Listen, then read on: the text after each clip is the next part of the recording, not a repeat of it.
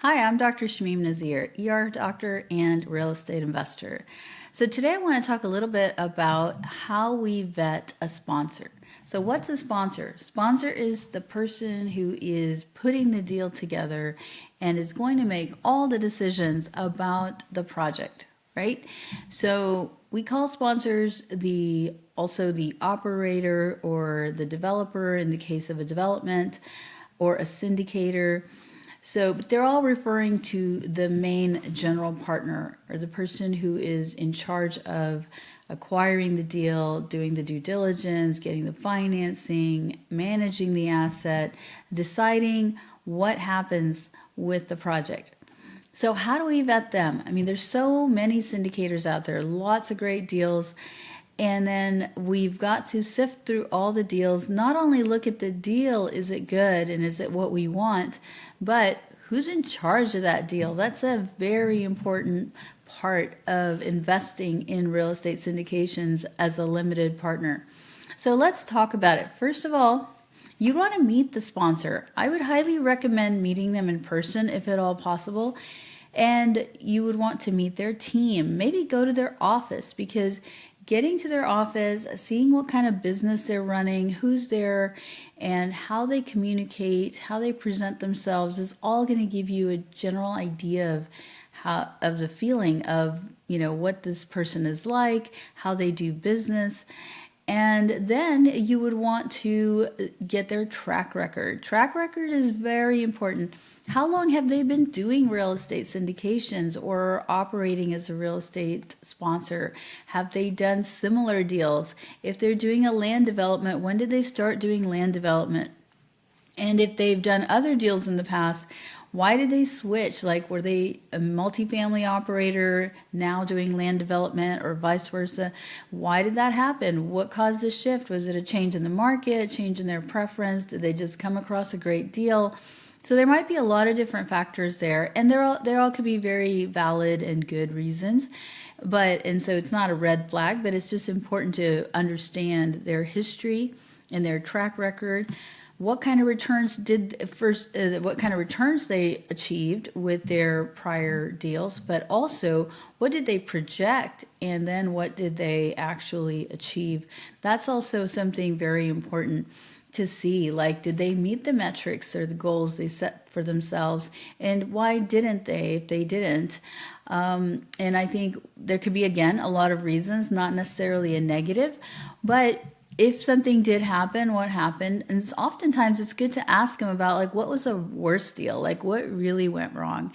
And then what did they do with that? Did they pivot? Did they, come up with creative solutions? How did they communicate with their investors during that time? And I think that's another big piece, is who are their prior investors. It's really great to meet people who have invested with the sponsor at least once, maybe multiple times.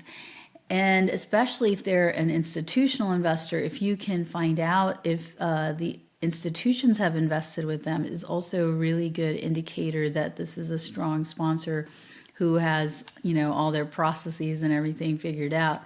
So ask about their prior investors, if they, and sometimes even other types of references, maybe professional references like their CPA, or other maybe property managers or other people that have worked with them, might have even greater insight into how they do business, how do they communicate. And then when you do meet the investors, like, really ask them their history. How did they feel about the prior investment? How did it go? And then most importantly, how did the sponsor communicate with them? How often they got their reports? When did they get their K1s? Were there any delays? And if so, why, and how were they handled? And then the other thing you might want to ask is, do they use a third-party fund administrator? Having a third-party administrator helps the company stay very compliant and transparent, and just, creates greater trust with the investor community.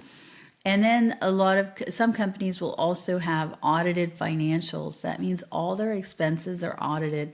And that is also a great thing to look for if you can. And because, not everyone's going to have that, but a strong sponsor with a good track record who's done this many times is likely going to, implement these kinds of industry standards to create that culture of trust with his investors or her investors. And then the other thing you might want to also do is do a background check. And obviously, hiring somebody or a company to do a background check might be, out of reach. But you could do a quick Google search and just kind of get a general idea of their, online presence, if there's any articles, any lawsuits, anything like that that are related to the sponsor. And again, they don't necessarily mean bad things. I mean, it's just like, when we're in the medical profession, things happen, and maybe it was a bad turnout, maybe somebody was unhappy, maybe there was a lawsuit. But what happened there? And you can ask the sponsor, like, so what happened there? I saw this report. Could you tell me a little bit more about that? Or ask his team, to clarify like anything that you might encounter. I think it's all about really just getting to know the person, and sometimes just that, subjective interaction or feeling that you get with your interactions with the sponsor, their team, their company is going to make all the difference. And then, of course, the meetings or phone calls you might have with their prior investors, that's going to have the most impact on how you're going to feel about investing. And then the other most important thing, I think, is communication with their investors, making sure they have all the information they need, and then through the deal, not just at the beginning before you invest, but rather after you've invested, because these are long projects. They're going to last 5 to 7 years. So they're going to have ongoing communication with their investors, make sure they're updated, make sure they're informed, make sure their questions are answered. So you want to ask the sponsor, of course, lots of questions, but you also want to ask the sponsor's prior investors. So those are some of the things I think are very important. I think the personal reference is so big, for me. Like if I've met other prior investors that have worked with the sponsor, that's going to make me feel a whole lot better. The other big thing I would say is if you're new to commercial real estate syndications or new even just to the sponsor, start small. You don't have to jump all in. And even if it's an amazing deal, it's really a good idea to just start with the minimum investment and just see how how it all goes for you through that first deal. And then you can always invest more. There's lots of great deals. And so I think you shouldn't get too excited or get, too much of a fear of missing out, because there will be other deals even with that sponsor, and no one will have hard feelings if you just start small or, take your time, do your own due diligence on the sponsor, on the deal, and then make sure you're comfortable. Because no one wants an investor who's not comfortable. Believe me, even if you write them a big check, if you're not happy, you're not comfortable, and you still have a lot of angst about the investment, honestly, the sponsor's not going to enjoy that experience either, and nor will you. So it's really just not worth it. I think it's really important to make sure that you resonate, that you're comfortable with each other, and then start small, like just start with the minimum investment, see how it goes, and then build your confidence with that sponsor, build that trust, and then you can always do more deals. There's lots of, resources on these topics. There are like giant lists of questions I've seen that you can ask the sponsor. I think that's a little bit unrealistic. I don't think you're going to want to sit them down and grill them with 100 questions.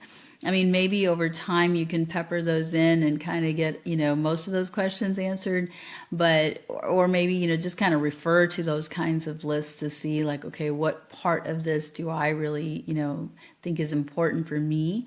And then just, go from there. I mean, you got to look at who you're asking, and I mean, if you ask them, are you an honest person? I mean, they're not going to say, no, I'm not, right? So like, it's sort of have to, gauge like what questions would be reasonable to ask and also make sense. I think that's the key. And again, like the biggest thing I think is the references and other people who have worked with the sponsor. That's going to be the most important elements in your developing trust with that sponsor, or confidence in their ability to execute their business plan and get you your profits. So if you've enjoyed this video, please like and subscribe, and download my free ebook on syndications that will be in the description below.